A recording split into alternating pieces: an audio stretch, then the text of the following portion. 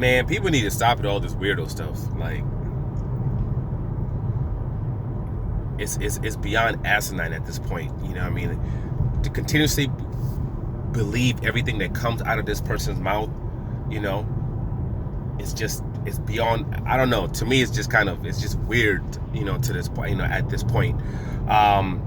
Once again, talk about, oh, Wilder's accepting, you know, step aside money so Tyson Fury and Anthony Joshua can have a bout, or supposedly he had agreed on something, which ends up all being complete BS. Bob Arum has said it a million times, it's a complete BS.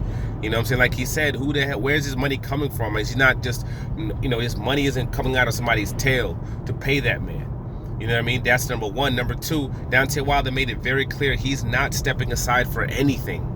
It's not happening. He's not stepping aside, and no one should expect him to step aside. Just like Anthony Joshua, you know, was able to do his rematch and get his. The same thing with Deontay Wilder. He has a right to that too. So he has absolutely no reason for him to step aside. What is everybody so afraid of?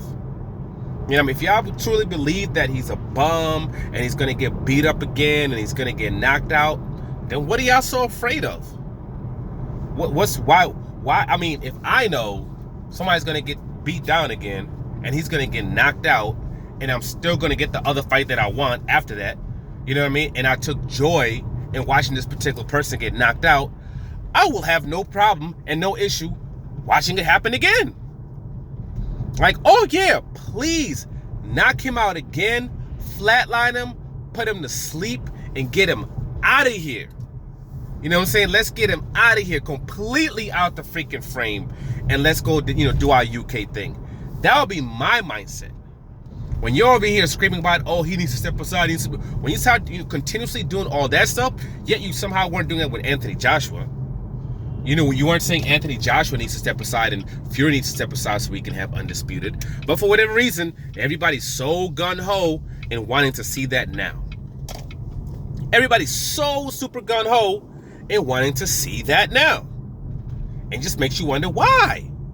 You know, why don't you want to see Deontay Wilder get the brakes beat off him and knocked out again, since supposedly that's what you guys said is going to happen? You know, if you think that's what's going to happen so much, watch it again. And then later on, a couple of months later, you, quote, still get that bout that you want. But I think the reality is people understand, you know what I mean, he got hit with a certain shot that messed him up basically for the rest of that fight. You know what I mean? And, I mean, you don't know if he's going to get hit with a shot like that again. You know? You don't know. You don't know what, you know, mindset he's going to be on that particular day and what he's going to be capable of that particular day. We all know what he's done time and time and time and time again. We've seen him put this other man flat on his back unconscious before. So the reality, the thing is that they all know and they all understand that this can happen again. And that's what it basically comes down to. And if they can have a situation set up where, you know, they don't have to worry about that, then cool, they would rather do that. You know, not to mention if these two are to fight, Fury and Anthony Joshua, they're going to have a 2-bout deal like Eddie Hearn said they would have. They would have a 2-bout deal. Obviously, it's not going to be like, oh, you know, whoever, you know, wins, and then, you know, the winner of that particular fights Deontay Wilder or something like that. A million things could happen. So because a million things could happen, no, he's not going to take, he's basically at the end of the day would be taking a short. He would be taking a short because they're not going to be able to pay him anything close to what he's going to be able to make by fighting Tyson Fury. Nowhere close to that. You know, even if they, quote, were to give him step-aside money. But the man made it very clear. He's not taking no goddamn step-aside money. He's not doing that. You know what I mean? He's going to get his belt back. You know? And he said it a million times.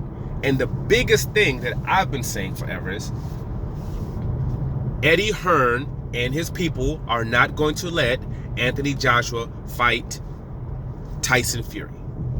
Sorry to break it to y'all, but that's not happening. That is not happening. They would not let Anthony Joshua fight Deontay Wilder next right now, even after Wilder having the bout that he just had.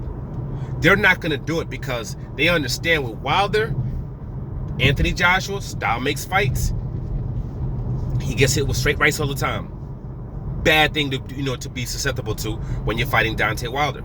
They all know that.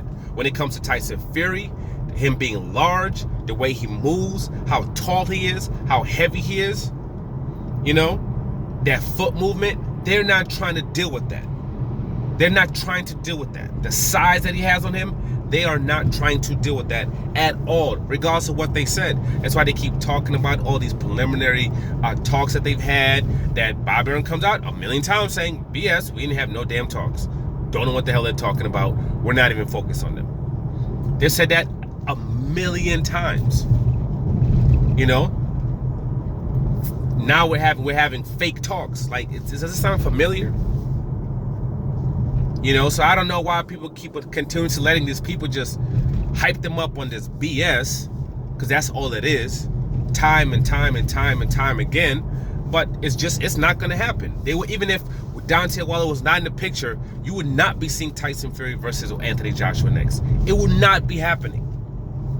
It's not going to happen anytime soon. They've let you know they have an 8-year plan, 8-fight plan, or whatever it is. You know, and like they said, they would be cool if, you know, Anthony Joshua never fought Wilder. They would be cool if he doesn't fight Fury. Long as he keeps winning and able to make a killing, financially make a killing off him, that's all they care about. Period. And they're not putting him in danger, especially with that possible huge Matchroom DAZN deal for the UK that might be coming up after their deal with Matchroom, with what's it called now, with Matchroom, whatever freaking network they roll with over there, Sky Sports. Once that deal with Sky Sports is over, Eddie Hearn is going to make heavy bank. Heavy bank. Anthony Joshua is going to get a little something, but Eddie Hearn is going to make major bank, and he's not putting that in danger for nothing. So stop believing all the BS, okay? And stop crying and bitching about and what's good Deontay Wilder going and trying to get his belt back either. Stop being scared. If y'all so whatever, you know, that mindset is that he's going to get knocked the hell out again, this and that, yeah, well, you know, be happy to see it again then. Be happy to enjoy it again. But as far as this whole whatever, it's not happening. You know? Stop being scared. You know, because regardless of what anybody says, at the end of the day, they all know what could happen. And they don't want to see it. But whatever. Like, subscribe, share. I'm out.